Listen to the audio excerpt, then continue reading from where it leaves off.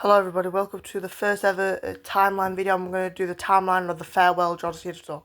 It starts from last year, 2024's Money in the Bank in Toronto, Canada, when John Cena surprised the world, shocked the world, and announced his retirement would be happening in 2025.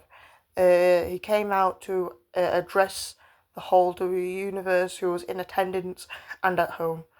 Later, he came onto the press conference and answered all the questions to do with his retirement tour next year, and they were very reassuring. He also promised he would come back to Toronto, Canada, to kick some ass. This gear he is wearing this is one of his most popular gears. This is the farewell tour gear. This is the first farewell tour gear. It has no town's name on it. It is just basically just for announcement. I would believe that this could be his very last gear for him, or I think he could do a vintage. Anyway, back to the main talk. John Cena did come out, addressed all of them. Wore this beautiful red and blue and white gear. And then, the next time we saw, a couple of months pass, and then the next time we saw John Cena was, I think it was January 1st, I believe. And it was the first Raw on Netflix took place in LA, in the Intuit Dome, and it was such a great night. But there were so many headlines going up to Seth Rollins and CM Punk, the Tribal Combat. But one of the main ones was he announced he would be in the 2025 Men's Royal Rumble. Here we are, the February 1st, the 2025 Men's Royal Rumble match. John Cena announced at Raw and Netflix that he will be in it, and he was going to kick some ass, and he was going to win the whole thing. This got lots more suspense and more power into this match, turning into one of the greatest and best Royal Rumble matches in our lifetimes. This was an absolute banger of a Royal Rumble. I remember watching this Royal Rumble live, and I was this match didn't even need surprises because it had so much jam-packed great talent. But anyway, the people who did have a surprise was obviously AJ Styles and Joe Hendry. They were the main surprises in there. And yeah, I think in this Royal Rumble, you have to have no expectations, because if you have so many expectations, then you can't be surprised with anything really. But yeah, this was a great Rumble, and John Cena did come out in this brilliant blue and white gear. I loved this gear, if I'm being honest. It looks simple, but the most simple things look brilliant. The Rise Above Hate on the sleeves, the hat on white. We don't see John Cena wearing white hats, and I think it suits him. It really does. And as well as they used the horse hook, I think it was, as they used that as the U for the You Can't See Me. Just little creative things with that can boost you. And the blue shirt was brilliant. And now, in my opinion, the headliner for John Cena's Royal Rumble. If you've not been watching wrestling for that long, he recreated this move. He did this move in WrestleMania 25 when he fought Big Show and Edge in a triple threat for the World Heavyweight Championship.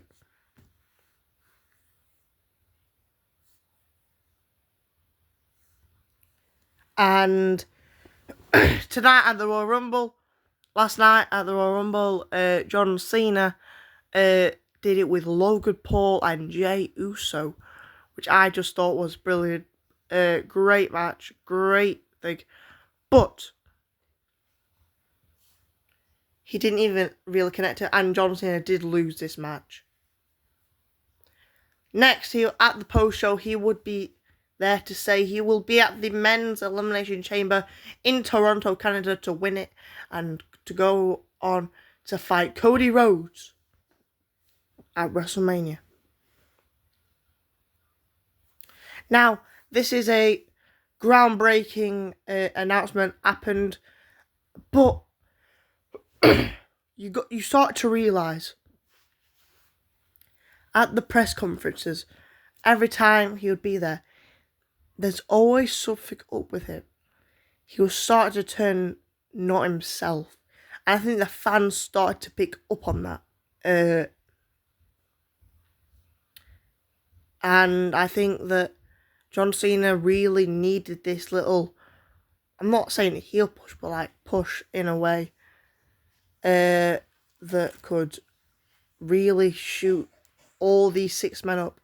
And if you don't know them very well, Seth Rollins, Drew McIntyre, CM Punk, John Cena, Logan Paul, and Damian Priest. There was a lot of speculation in this match, but at the end of the day, it was a great match. The final 3 was Seth Rollins, CM Punk, John Cena. Drew McIntyre got pinned by a roll-up by Damian Priest. I believe CM Punk gave a GTS to Logan Paul, and then John Cena won. And then it happened, gentlemen. It happened. We had the heel turn of the century. It was John Cena selling his soul to The Rock and giving his soul away for everyone to see the real heel side of John Cena. As a John Cena mega fan, this was groundbreaking to me. I was stunned.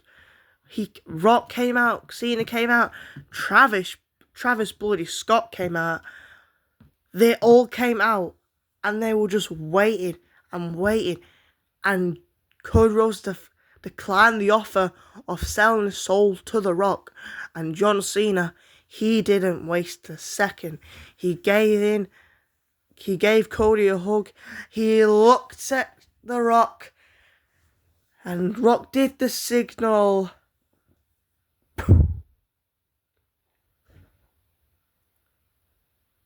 And then disaster struck. John Cena kicked Cody Rhodes in the balls, and that was it. Next, in the post show, you could actually see his gear. It was such a great gear. I believe this shirt is now selling for about £100, which is wild. It is actually a good gear. I really like the gear.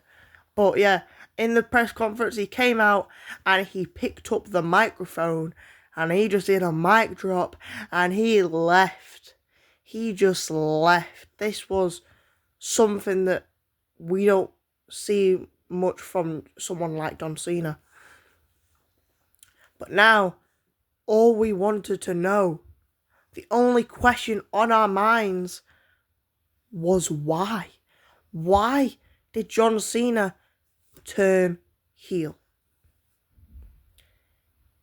We would get an answer in Brussels, Germany, in the UK Road to WrestleMania tour when John Cena came out and spoke his first words, saying that he's basically breaking up his relationship with the fans. He doesn't care about us anymore. He hates us now, and we should just leave him alone. This was, and he put a little kid on blast. This is what type of John Cena heel we want to see. He says, you're not going to get new music because you want, you're not going to get new gear because you want it. You're not going to get anything new because you want it. And then he kept saying, what do we get? What do we get? And then he said, none of you sons of bitches ask me how I feel. And in a way you can relate to him because we really haven't. But yes, this gear is also really cool. And then the next time we would see John Cena is the next week on Raw, when it was Raw in Glasgow, Scotland, when he officially announced he's going to be the last real champion and beat Cody Rhodes at WrestleMania, become a record-breaking 17 world champion, and he is going to walk out of this company in December with that championship, and he's going to leave this company with that belt. And then Cody Rhodes would come out eventually and say he's not. They was trying to get to a brawl, but on the same week, like last week, Cody Rhodes came out and John Cena did the same thing. He didn't do anything. This would have been, in my opinion, this gave us a low standard for John Cena. This gave the build-up to WrestleMania's main event so much more hype. I believe that this would have been so much better. Now, I'm so happy when I say this. John Cena would come back on Raw in London. And ladies and gentlemen, I was here. I was there when this happened. And as a fan, when I got sat down in my seats, 10 minutes later I heard the greatest of all time theme song hit, and oh my god, all hell broke loose. I've never heard such a reception for someone in my whole wrestling life. But yeah, John, I was here in London when this happened, and this gear is one of my favourite John Cena gears because it's London and I was there. And basically this was such a great gear, such a great time for me as a wrestling fan. This was my first ever time seeing John Cena and being a part of that retirement tour, which was so much great. But yeah, he came out, did an absolute brilliant promo against Cody Rhodes, and he basically went for the hit and he got crossroad. He got laid out in the middle, in the centre of this ring, in front of all the London people to boo him out the building. I personally wasn't booing John Cena because I don't think he deserves it. But the next time we would have seen John Cena would be the SmackDown before WrestleMania 41, when he confronted Cody Rhodes for the last time before they went one-on-one. This confrontation gave, I would think that this gave Cody Rhodes a bit of fear. He started to realise that John Cena is starting to become more of a heel, and I think Cody Rhodes is starting to realise he's a big threat to his title reign. And at WrestleMania, he would have been on his hit list. John Cena also wore this gear. This is the best John Cena gear, hands down. This is the best John Cena gear ever. Best John Cena gear. Just because it's like in Las Vegas for WrestleMania, because this was his last SmackDown gear before his championship reign. This was really great. And then it happened. WrestleMania 41. It was announced the Elimination Chamber winner John Cena would be going one-on-one with the American Nightmare, the undisputed champion Cody Rhodes. And the lead up to this match, people are overrating it. I thought they could have done so much more with this rivalry. If we wasn't limited to 36 dates and like he shows up to every show, we could have done so much more. But I get that he can't do every show because he's got Peacemaker to film. He's got so many things to do, but his most priority is WWE at this moment, because after December, he's gone. In 6 months, we are never going to see John Cena again in a ring.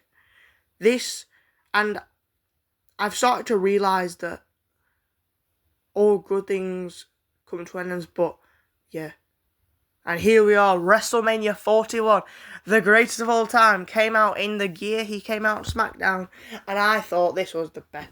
Still, I will stand by this until they have something else to match it. Probably WWE's SummerSlam gear could be a very, very close second. Actually, London's close second. But, yeah, he came out WrestleMania 41 in his last ever WrestleMania. And if I was in his shoes, I wouldn't want to be going into his last ever WrestleMania being a bad guy. If I was John Cena now, I would have done the heel turn, the Raw after Mania.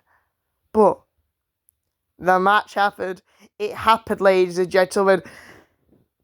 Low blow, belt shot, AA. 1, 2, 3. John Cena became a record-breaking 17-time world champion. Oh my God. My mind was blown. Travis Scott came in. I don't know why that man was in. But anyway, I was just mind blown that he won the belt. This is someone who WWE can trust with this company for the remaining of his time with us in this company. John Cena winning this championship in the most heelish way possible. He got Travis Scott to come out, having an amazing not an amazing entrance, a good entrance. But now, the Raw after Mania, hands down the best Raw after WrestleMania ever. And he basically came out and he said, take a good look, get your cameras out. You're going to want to remember this to get a good look, because I'm going to be the last real champion, and you best believe it. But, and he kept saying about he's going to take the title that was held by Roman Reigns, CM Punk, the title that was taken by CM Punk, Triple H, Shawn Michaels, Stone Cold Steve Austin, Hulk Hogan. All those people held the belt, which he's going to take home with him forever. I believe, and in my opinion, I think the run he's doing now, he might very well be.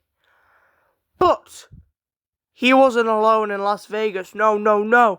Out of nowhere, he was just raising that belt up, asking for pictures, and then a sudden apex predator slid into the ring and waited and waited and waited and waited.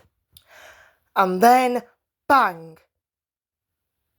Randy Orton RKO'd John Cena, the greatest of all time, and embarrassed him in front of all the Las Vegas crowd. He raised that belt.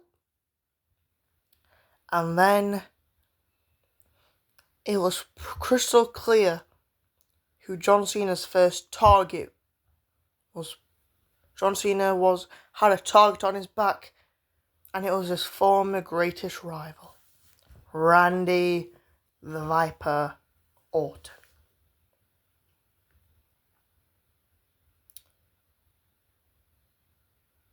Next, we will see him in the next week on SmackDown in Dallas, Texas, when he would wear this all green gear. And this was a great year, in my opinion. Bringing back Extreme Rules, Brock Lesnar vibes a bit.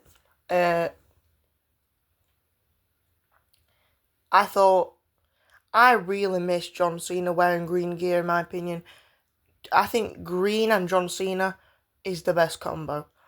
But green and blue, perfect. All shades of perfect. He came out and he was saying that he wants addressing the matter of Randy Orton, saying that he's not going to get away with it lightly. And then the Viper came out. He came out in front of all Dallas, Texas, and they slit each other's throats off. It was set for 2025 Backlash in St. Louis, Missouri. It would be the Viper, Randy Orton, going one-on-one with the greatest of all time, the undisputed champion, John Cena. the next time we would see John Cena would be next week on SmackDown, when he came out in this actually really cool gear. It was a grey, red and black. I thought it was really cool gear. Came out, it said their childhood would die at Backlash. And Backlash came sooner than later, and it was a great, great match. And this was the gear he came out in, and I thought, this is a great gear. This is a really, really, really cool gear. Blue and yellow go really well with John Cena. And sadly, Randy Orton did lose, but R-Truth did interfere. This did suspicion saying, is it going to happen? Is John Cena versus R-Truth going to happen? Well, ladies and gentlemen, it did. At Saturday night's main event, it was R-Truth versus the greatest of all time, John Cena. Now, the lead up to this was simple. When it was Dallas, Texas SmackDown, R-Truth approached John Cena. Then the next week on SmackDown, R-Truth approached Randy Orton, and then at Backlash, R-Truth interfered in the Orton versus Cena match. Then in the press conference, John Cena was talking, and then AA'd R-Truth through the table. This was the gear John Cena wore outside in that main event. This was in Atlanta, Georgia, I believe. And Atlanta, Georgia is the hometown of Cody Rhodes. But yeah, R-Truth did come up short, but in a great effort. And then we would see John Cena later on that night to interfere Logan Paul versus Jey Uso. And then Cody Rhodes returned. First time we've seen Cody since WrestleMania, and he's challenged them both for a tag team match at Money in the Bank. We would see John Cena next with Logan Paul, and saying that he is the future. They are ready for Money in the Bank. They are ready to go to LA to fight and have a war. They are ready. And this was another orange gear. Orange gears and John Cena really mix a lot in WWE nowadays. But yeah, John Cena in this orange gear, real cool gear in my opinion. But yeah, it's like a bit of a checker printed type gear. But next time we'll see him would be next week in Bakersfield, when he came out with Logan Paul and he sneak attacked Rhodes and Uso. And then John Cena says something that I can never stop thinking about for some reason. Bakersfield, you better humble yourself for the humblest, Logan Paul. And then he kept saying, what if when I leave this company, Logan Paul, a YouTuber, is the only champion left? That gave me chills down my spine. This just gave more excitement for Money in the Bank. I thought these two as a tag team and as a heel, as a good, was just brilliant. Then it was announced it would be in Los Angeles. Money in the Bank. It would be Logan Paul and John Cena versus Cody Rhodes and Jey Uso. And it happened, and oh my god. In the last minute, R-Truth came out, and then 1, 2, 3. John Cena ate the pin at Money in the Bank. This was mind-boggling. This was mind-blowing. John Cena, the world champion, undisputed world champion, took the pin. This was just so bad for him. He was so emotional. And this was the gear. This was 10 times better. This gear was 10 times better than the Backlash gear, in my opinion. Such more, like, eye-catching in a way. Because, like, I can look at that gear and it looks so cartoony, but I like that with John Cena. The next time we'll see John Cena would be the next week on Raw. And oh my god, I was so happy. He came out in this purple and orange gear, and then it happened. He came out, CM Punk came out, my favourite wrestler in the world, the best in the world. CM Punk came out, And oh my god, I was so happy. And then it was announced that John Cena versus CM Punk at Night of Champions. The next time we'd see John Cena would be on the following week, and he would be wearing this white gear, blue. This was brilliant. I think John Cena should wear more white gear, in my opinion. This was such a great gear. Perfect, top notch. But now, he got confronted by CM Punk, LA Knight, Randy Orton, Cody Rhodes on the same night. And then it was announced the next week on SmackDown would be John Cena versus Ron the Truth Killings. I was quite excited for this. It's like, are we going to see a different side of Ron Killings? Are we actually going to see a side of Ron Killings that he can actually lay a couple of really good hits on Cena, or is it going to be a squash match? I thought this was going to be another squash match, but I was thankful it wasn't. And then John Cena came out in this beautiful blue gear. Very flashbacks to the old blue gear. But now, and he beat Ron Killings now. This is when he put the world on shock. Best promo he's ever done. CM Punk came out, Cena AA'd Punk through a table, and then Cena did the unthinkable. John Cena recreated the pipe bomb, the absolute greatest wrestling promo in today's history. This was the absolute best promo he's ever done. Better than the promo he's done with Cody. The pipe bomb Cena. My God. Thank you all for watching this video. I hope you enjoy this timeline video. This is what we have so far, and there'll be more John Cena content coming out soon. Thank you all for watching, and I'll see you all later.